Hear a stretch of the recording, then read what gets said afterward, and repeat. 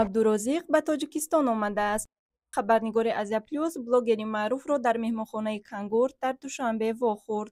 استوری اینستاگرام به وطن پس از 4 سال برگشته است. عبدالرزیق در مصاحبه مخصوص از حیات و فعالیت شناسایی با سلمان خان، آموختن زبان‌های خارجی و مقصدهای آینده‌اش گفت: شکرانه خدا بهترین کارم ناز رفته شده است. از رشد تاجیکستان دمگیری اومدیم یک چند روزه با انشالله دولت خارجی کار رسید.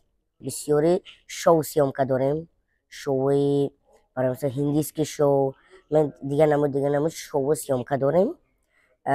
باز کم کم همین بلاگری میکنیم، ولی خدا خواه نصیب در آینده با خوندن سرودای نو، بیدای نو انشالله نشود. ما وقتی که در دبی شنا شدیم با همراه سلمان خان، بهترین آدم گفتن که ماشاءالله تو تلنتت هست، دستگیری میکنیم. با شوی بیگ باس دعوت کردن، رفتیم. شو 4 ماه در خودی هندوستان بودم، در خودی یک در درونی یک دوم، رنگی که دوم دو گفتگی هست شو هست، رنگی همون شو بودم. بهترین گذشت. 4 ماه باز زبان هندیسکی یاد گرفتم، بهترین شد. زبان انگلیسی من فقط با صحبت کردن یاد گرفتم. با همراه همون کارگرامون صحبت کردیم. یاد گرفتم میده خیلی صحبت کرده. در طول همین 1 سال قریب یاد گرفتم. مثلا من بسیار زبان ها قطعی سرود میخونم، با زبان تاجیکی، روسی، انگلیسی، هندیسکی، ترکی، بسیار زبان ها قطعی میخونم. نکی اکن یک خیلی وقت زبانشون رو نمیفهمم. برای مثال اگر سرود هندیسکی خونم زبانشون رو نمیفهمم، چون که هندیسکی را یاد گرفتگیم. ترکی زبانشون رو نمیفهمم، نکی خوندم میتونم.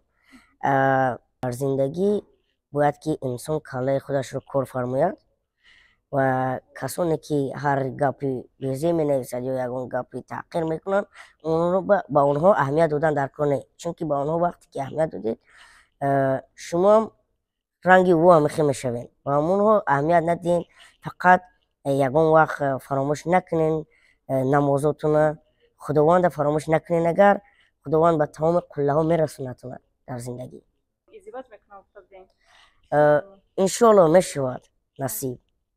عبدالرزیق در یوتیوب 1.5 میلیون و در اینستاگرام قریب 8 میلیون پیگیر داشته در سراسر دنیا او را میشناسند. او در بریتانیا طرفخانه نیز دارد. همچنین اولین شهروند تاجیکستان است که روادید درازمهلت امارات متحده عرب را صاحب شده است.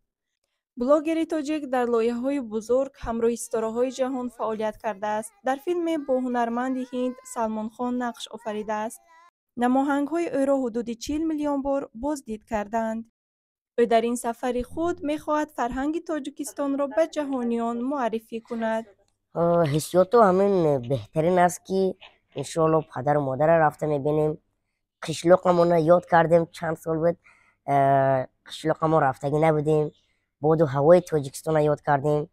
انشالله که اکن من دوشنبه اومدیم، بود و هواش دیگر است، همه چیز دیگر است. اومدیم که کلیپ های تاجیک کنیم، ویدیوهای تاجیک کنیم. میخوایم که لباس های ملی تاجیکستان پوشیده در تمام روی دنیا تاجیکستان معرفی کنیم. انشالله با دولت های خارجی که رفتیم پرچم تاجیکستان گرفته میبریم، لباس های ملی تاجیکستان پوشیده گرفته میبریم. با آدم های خارجی ها لباسی توقع های ملی تاجیکستان پدرکه میبریم. کوههای تاجیکستان میخواهیم که ما در تمام روی دنیا نشون بدیم، منظره های زیبای تاجیکستان. برای همین ما اومدیم که تاجیکستان عزیزمون معرفی کنیم و گفتنی هم که همه وقت تاجیکستان به پیش.